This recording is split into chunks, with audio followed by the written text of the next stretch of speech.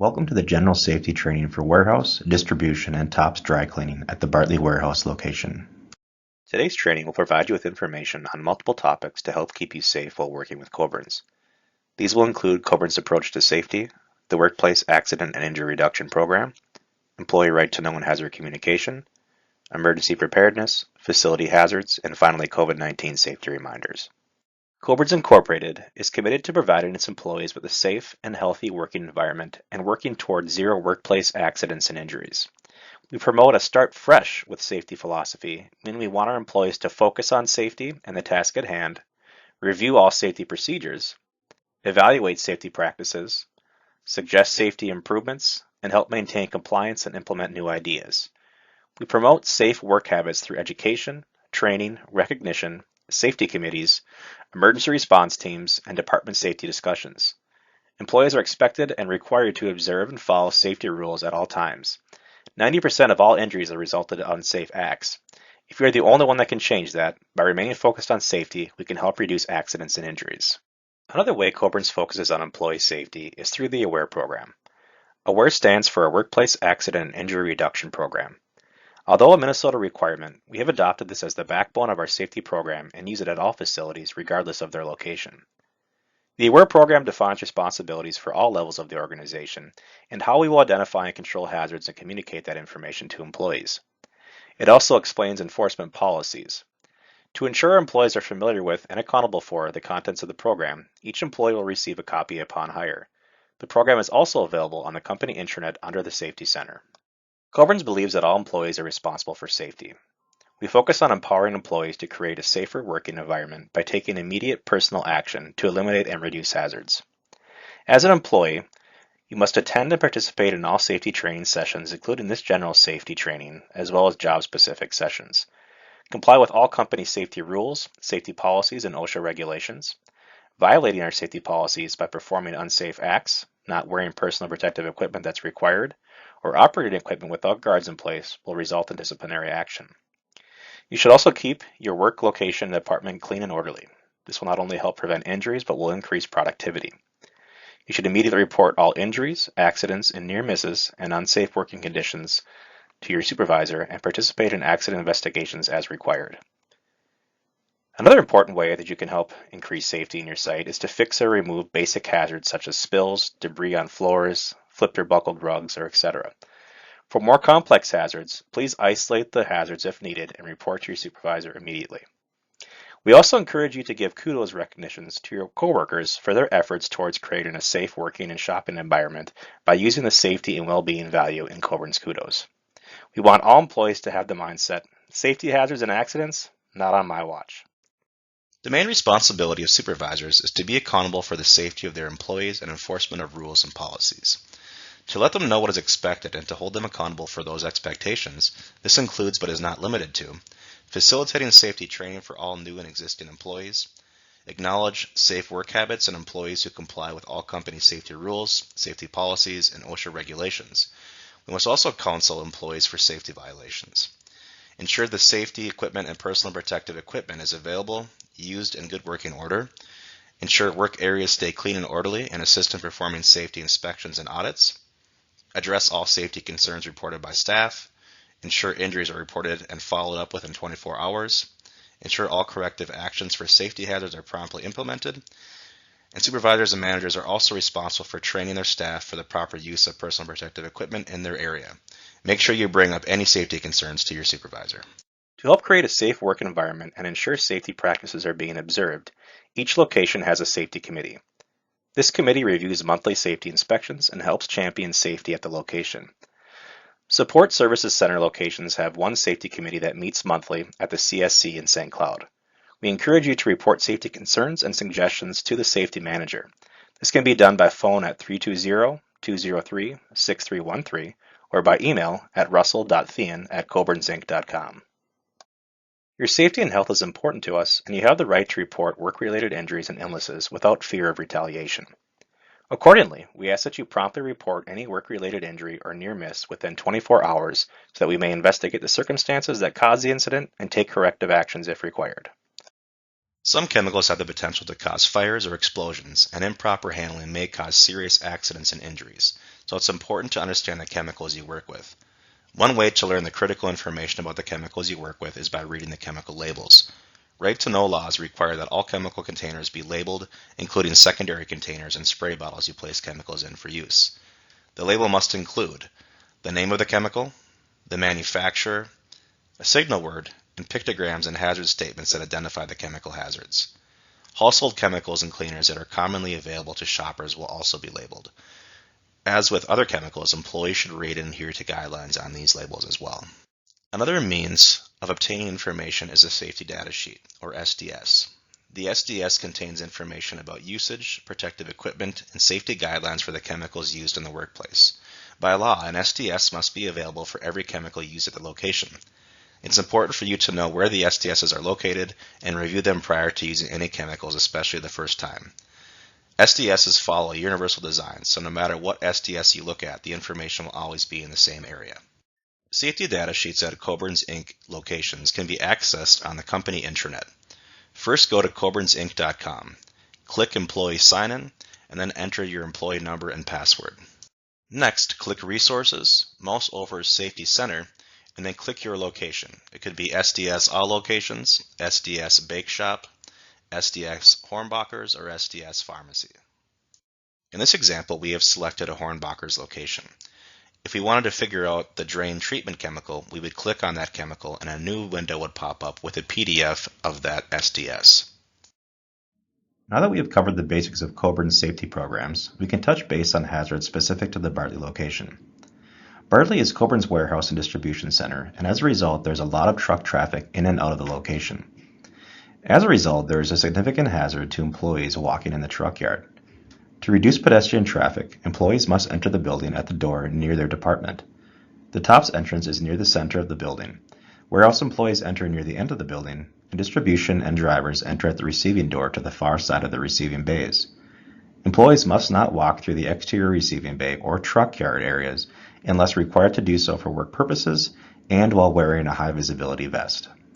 Other areas that present hazards to employees are the loading dock and warehouse areas. Employees should not walk through the loading dock area unless they need to for work purposes.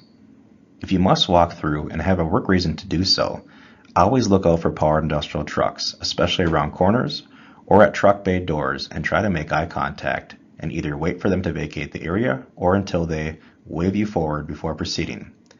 Always walk as far to the side as possible to allow more room for truck traffic. Slips, trips, and falls are common injury types at Bartley. To prevent these injuries, it is very important that we maintain good housekeeping. This includes picking up cardboard and shrink wrap scraps, clothes or other plastic scraps, and immediately cleaning spills and standing liquids. Finally, winter weather in Minnesota results in slippery conditions at a moment's notice. Always be aware of the weather conditions and wear appropriate footwear to work. When walking on slippery surfaces, remember to walk like a penguin. Keep your center of gravity on one leg with short, careful steps. Many of the machines and equipment in the TOPS area can present hazards if not properly guarded. Common hazards include caught-between hazards and struck-by hazards created by the automated steam machines, and crush hazards created by the equipment that presses down to steam clothing. And finally, steam burn hazards from dry cleaning and steam machines. These hazards are controlled by the use of guards, interlocks, and two-handed controls. Never remove guards unless you have been trained in lockout-takeout and have followed appropriate lockout procedures. Always stay away from the side and back of machines when in operation. Many machines utilize two-handed button controls. This ensures your hands are not caught in moving parts, clamps, and burned or crushed. Never secure a button in place with tape or other means to allow for one-hand button controls. This will result in disciplinary action and could cause serious injuries. Heat stress is another hazard present at the Bartley warehouse. High outside temperatures combined with heat generated in steam and cleaning processes at TOPS can result in high heat and humidity inside the facility. Working in these conditions for extended periods of time without taking appropriate precautions can result in heat stress illnesses. Signs and symptoms of heat stress include headache and nausea, weakness or dizziness, heavy sweating or hot, dry skin, elevated body temperature, decreased urine output or dark urine, and extreme thirst. If you experience these when working in high heat, inform your supervisor immediately. Actions to take in the event of these symptoms include drinking cool water, remove unnecessary clothing, move to a cooler area such as the break room, cool body with water, ice, or fan, and seek medical attention if needed, and do not leave to go home alone. To prevent heat stress, the Bartley location has implemented the Heat Alert program. This program ensures employees are alerted of high temperatures and encouraged to drink at least 4 cups of water every hour. Water bottle fill stations are available throughout the facility for this purpose. In addition, all employees are provided an additional 5-minute break period every hour in the air-conditioned break room. Heat alerts will be declared when outside temperatures reach 95 degrees or higher, or if outside temperatures reach 90 degrees or higher for 3 consecutive days or more, and finally, if there's high humidity in the building, at the manager's discretion. Make sure to take these alerts seriously and follow the safety measures as noted. The improper use of box cutters can result in laceration injuries. Make sure you use only cutters provided by the company and use the right cutter for your hand dominance. Using other cutters may result in disciplinary action. Safety features of the box cutter include an ergonomic style handle, a tape cutter to help cut tape without needing to expose the blade, and a thumb rest to add stability and grip when using the cutter and to protect the thumb of the off hand. Make sure you keep the non-cut hand out of the path of the cutter. When you are using this, make sure to keep your blades as sharp as they can. This reduces strain and the risk of slipping. Change the blade often and dispose of the old blade in a disposal container. When using box cutters, always cut away from you, and finally, make sure the blade is fully retracted when not in use. Electrical safety is everyone's responsibility. It is important to remember, when it comes to electrical work, only employees who have been trained or authorized to work on electrical equipment may do so. You should become acquainted with all potential electrical hazards in your area and notify your supervisor of any condition, person, or behavior which poses a potential electrical hazard. Any hazards found must be immediately corrected or remove the defective equipment from service until it can be repaired. Never drape power cords over hot pipes, radiators, or sharp objects. Do not use extension cords as permanent wiring, and always check for frayed, cracked, or exposed wiring on equipment cords. Do not use a cord if the ground plug is missing. Remove from service any defective cords. Mark as out of service and give them to your supervisor for replacement. Ergonomics is very important in any manufacturer setting, but especially for those employees working in the tops and warehouse. Ergonomics involves designing a workstation and layout to fit the worker. Improper design and layout can result in serious lifelong injuries or illnesses. Common risk factors at the warehouse, distribution, and tops include awkward sustained postures and repetitive motions. Handling materials when palletizing loads and when handling clothing can be repetitive and create issues if performed while in awkward postures. To prevent ergonomic-related injuries, employees should always try to maintain neutral postures. This includes maintaining a straight back and neck and keeping arms as close to the body as possible. To achieve this, stand as close to your work surface as possible and keep your elbows at your sides. Do not extend or wing out your arms. If you have to move product or clothing from one surface to another, always pivot using your feet. Do not twist at the waist, as this can result in back injuries. When palletizing loads, warehouse workers should hold boxes and products as close to their body as possible and get close to the pallet to reduce reaching. Squat down to pick up and place product. Do not bend at the waist and reach too far to place or pick product. Distribution drivers should always adjust their seat and steering to keep the body in neutral position before driving the truck. And finally, tops employees should stand as close to the dry cleaners and dryers when loading and unloading clothes to reduce reaching. Carts must be used when transporting clothing in bulk to prevent overexertion, and stretching should be performed throughout the day, especially when folding towels. Preventing sprains and strains in the workplace begins with proper lifting techniques. Most back problems are preventable and not all work-related. Some other factors contributing to back injuries are poor posture and physical conditioning. Remember when lifting, stand with a balanced stance, feet shoulder-width apart. Squat down, get as close as you can. With a secure grip will keep the load from slipping. Look up, this ensures your back is straight, and lift gradually using your legs while keeping the load close to you. Also, don't lift and twist. Lift first, then use your feet to pivot and turn. Pallets created at the warehouse are sent to locations throughout the company. Improper placement of boxes and product can result in unstable pallets that can collapse, strike employees, and damage product. To ensure we create safe and stable pallets, always stack the heaviest product on the bottom to create a stable base. Layer pallets with subsequent layers orientated with a staggered pattern to provide stability. Stack boxes edge to edge and corner to corner. Do not create an overhang on the edges of the pallet. And finally, shrink wrap pallets and use straps when necessary. Ladder safety. Never take a ladder for granted. 20% of all fatal falls are from a ladder. So when using ladders, select the right type of ladder and height of ladder for the job. Always inspect the ladder prior to use. Never lean a step ladder. Always fully open and lock the step ladder. Utilize 3 points of contact when on the ladder, 2 hands and 1 foot, or 2 feet and 1 hand at all times. Face the ladder and remain centered. Do not overreach or transport product or material that could cause you to lose balance and fall. Do not step off a ladder if more than 4 feet high unless fall protection is used. This section of the training covers OSHA guidelines commonly known as lockout-tagout. Lockout-tagout is a warning and prevention system meant to isolate the energy source and to keep machinery from starting up while someone's working on it. Although only maintenance employees are trained to perform lockout-tagout, all employees must be aware of the guidelines. Lockout-tagout requires authorized personnel to place a lock and a tag on equipment at its power source to physically prevent the equipment from being plugged in or powered up. The tag identifies who the person is and the reason for the lockout. There may be multiple energy sources, so each one will contain a lock. To ensure the safety of all employees, lockout-tagout devices must never be removed except by the authorized personnel. Any unauthorized attempt to remove or bypass lockout-tagout or attempting to start equipment that is locked out will result in disciplinary action. This next section covers bloodborne pathogens and how we can work as safely as possible in an environment which may bring us into contact with infected blood or bodily fluids. Bloodborne pathogens are defined as microorganisms present in human blood or bodily fluids that can cause infections or serious disease. While the likelihood is low, employees do have the potential to come into contact with bloodborne pathogens during a medical emergency, accident, or if a guest or employee becomes ill. Koblenz has an exposure control plan as part of its Right to Know compliance manual. This plan is to provide safe practices for handling hazardous material, communicating the hazards, and providing training. In addition, it provides for counseling and treatment in the event of possible exposures. This plan is available to all employees upon request. There are a few basic steps all employees should take to protect themselves from bloodborne pathogens in the event that you come into contact with blood or bodily fluids.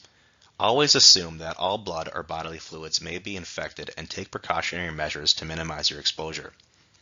In the event of a medical emergency, your responsibility is to contact the location director or manager on duty and seal off the area to avoid exposure to other guests.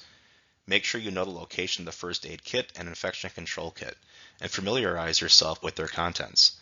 Always use the Good Samaritan law as a guide. Provide reasonable aid or comfort the guest to the best of your ability. Notify emergency services if needed. Influenza and the common cold are illnesses we have learned to prepare for each year, but with the outbreak of the coronavirus, those measures we take to stay safe are more important than ever. With regard to the coronavirus, you can become infected by coming into close contact, or about 6 feet, with a person who has the virus. It is primarily spread from person to person. You can also become infected from respiratory droplets when an infected person coughs, sneezes, or talks. Finally, you may also get it by touching a surface or object that has the virus on it, and then touching your mouth, nose, or eyes. Common symptoms include fever, a temperature greater than 100.4 degrees Fahrenheit, cough, and shortness of breath.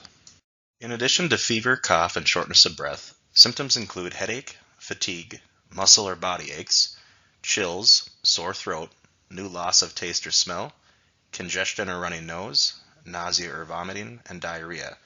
If you have any of these symptoms and they cannot be related to an existing condition, please stay home and contact your supervisor for further instructions. Another important method to reduce the spread of coronavirus is social distancing. It is vital that we maintain 6 feet of distance while performing our duties, but it is equally important to stay social and encourage each other. Use air high fives or other non-contact appropriate gestures to encourage each other throughout the day. Converse as usual, but maintain the 6-foot distance. Use kudos, safety, and well-being to recognize your coworkers' efforts and increase morale. When performing group huddles or meetings, meet in a large open area where 6 feet of distance can be maintained by all employees. This section of the training covers how to respond to emergency situations. In the event of a fire, evacuate to the nearest emergency exit and assemble in the parking lot for an employee head count. If severe weather is present, an announcement will be made over the PA system to seek shelter.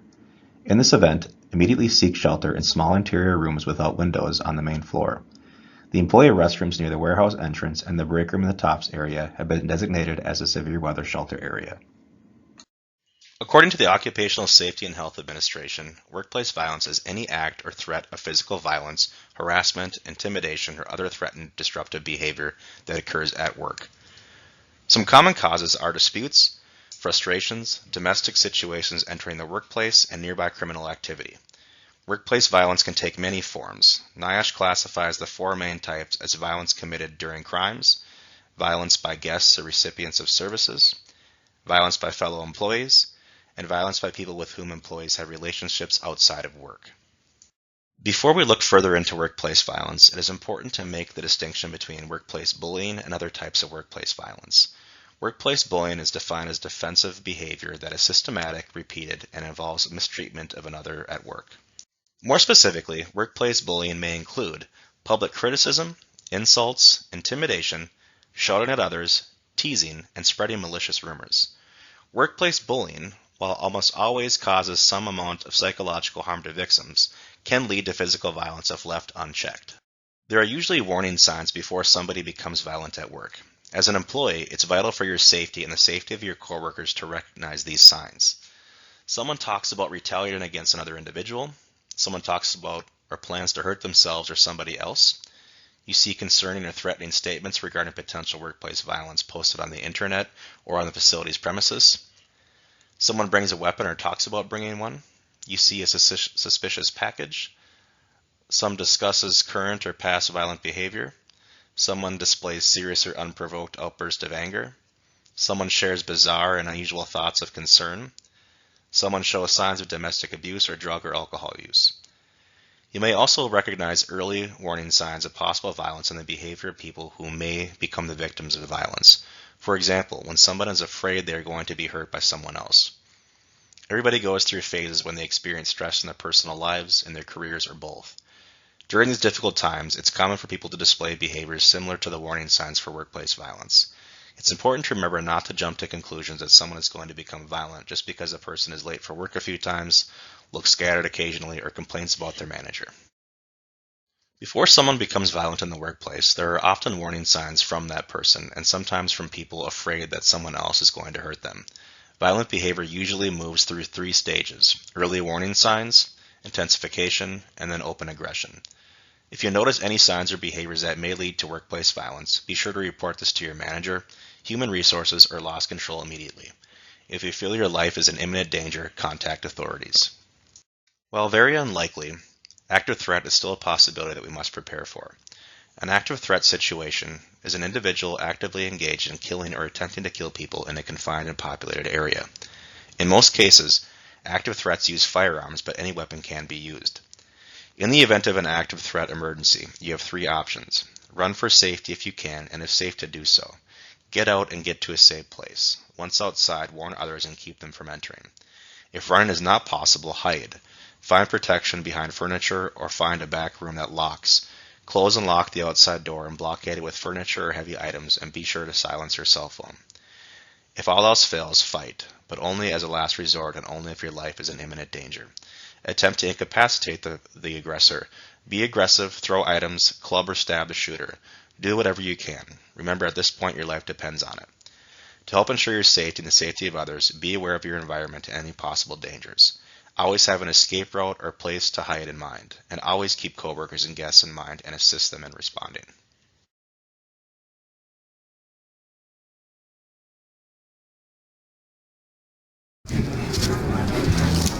Hi, can I get you started with drinks? Oh, sorry, I gotta take this. We'll need a minute. No, I'm here. You hear me? This is something soon. Hey, you need to back up. You can't be here anymore. Get out of my face, what, man. You think I'm afraid of you? Get off, man. 911, there's a clip.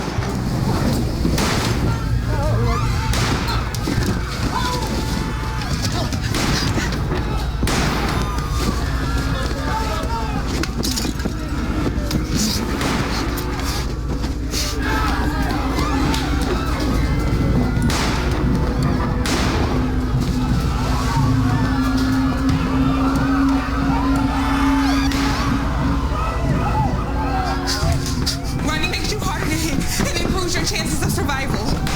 Don't go up here. Police, where is he? By the bar, blue jeans, black shirt. Empty hands up, follow their instructions. I'm in the direct line of fire if I head for either exit, but I have other options to help me survive.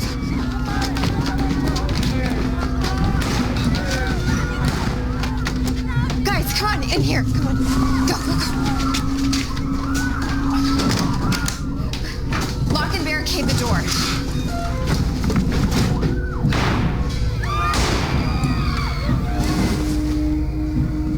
Both my exits are blocked by the shooter. I gotta stay hidden. I'm no victim. I'm ready for this. He's applying direct pressure to the wound to stop the bleeding until we can find a tourniquet. In the meantime, turn off your phones and make a plan to defend yourself.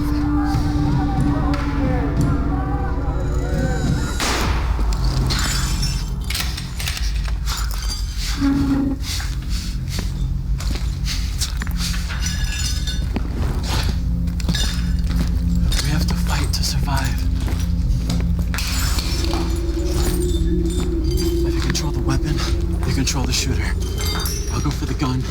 He'll go for his arms. The bartender will go for the head.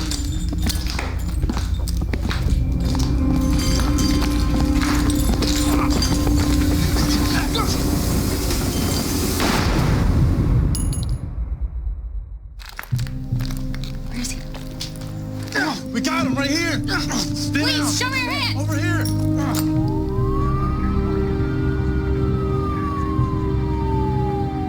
You can survive a mass shooting if you're prepared.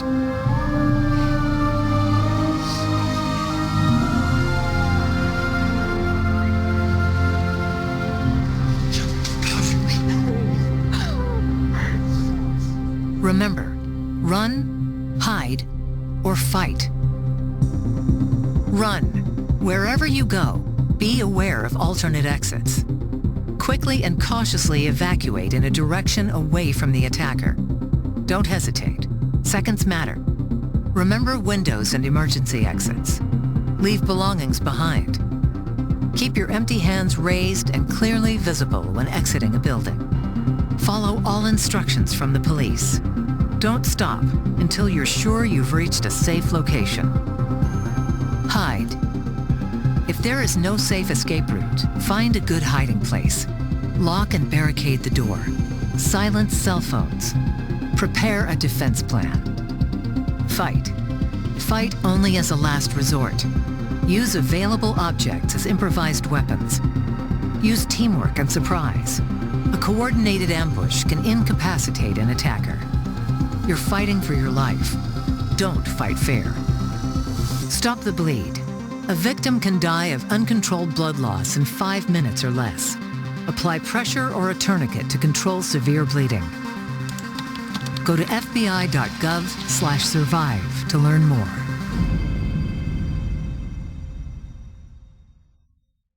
Thank you for completing today's training. Always remember that your efforts and actions have direct effects on safety outcomes.